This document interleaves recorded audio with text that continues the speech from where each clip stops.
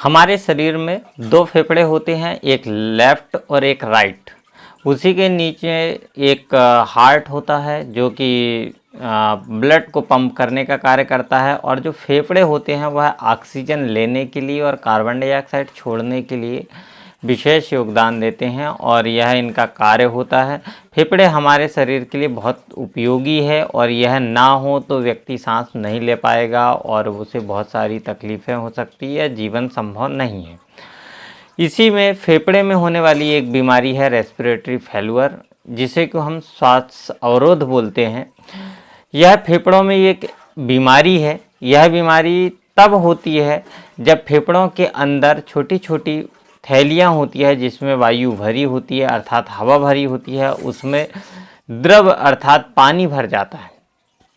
ऐसा होने पर आपके फेफड़े खून में ऑक्सीजन पर्याप्त रूप से नहीं छोड़ पाते हैं, और जिससे शरीर के अंगों को सही से काम करने में परेशानी हो जाती है, वह सही से कार्य नहीं कर पाते हैं।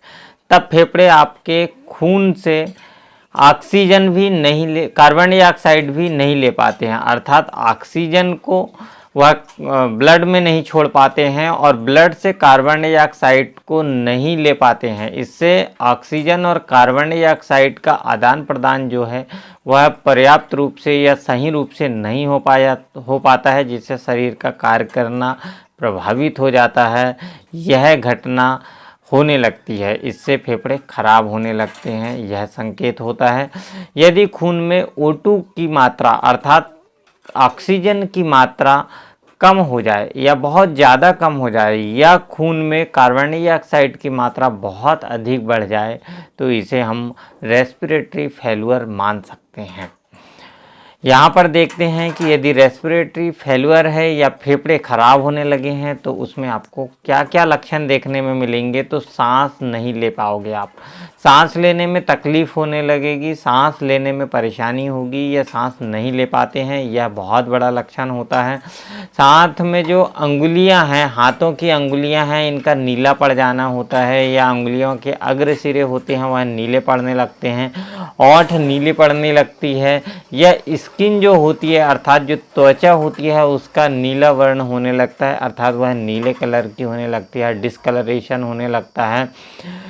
यह एक बहुत बड़ा लक्षण होता है कि ऑक्सीजन की पर्याप्त सप्लाई शरीर में नहीं हो पा रही है, अर्थात हमारे फेफड़े पर्याप्त रूप से या सही कार्य नहीं कर रहे हैं। होश नहीं रहना यह भी एक लक्षण होता है, अर्थात बेहोशी की अवस्था तैयार हो जाती है। यह लक्षण भी एक देखने में मिलता है कि अक्सर देखा गया है ऑक्सीजन की सप्लाई पर्याप्त नहीं होती है तो लोग बेहोश हो जाते हैं। तेज़ी से गहरी सांस लेने की आदत हो जाती है, या तेज़ी से गहरी सांस लेते हैं ताकि ऑक्सीजन की पर्याप्त सप्लाई हो सके या ऑक्सीजन शरीर को पर्याप्त मिल सके, इसलिए लोग तेज़ सांस लेने लगते हैं, गहरी सांस लेने लगते हैं। अत्यधिक पसीना आने लगता है, बहुत तेज़ पसीना आता है, यह इंगित करता है कि आपके फेफड़ों में कहीं परेशानी है या फेफड़े खराब हो रहे हैं। दिल की धड़कन बढ़ जाती है क्योंकि फेफड़ों के नज़दीक ही हार्ट होता है, और फेफड़ों से पल्मोनरी द्वारा हार्ट को ब्लड को ऑक्सीजन सप्लाई होते रहती है, और ब्लड सर्कुलेशन जो होता है हार्ट करता है, तो हार्ट भी ब्लड सप्लाई पर्याप्त नहीं कर पाता है, इसलिए तेज़ी से धड़कने लगता है। साथ ही देखें तो अत्यधिक पसीना आना एक बहुत बड़ा लक्षण होता है। यह समझ में आता है कि कुछ परेशानी है।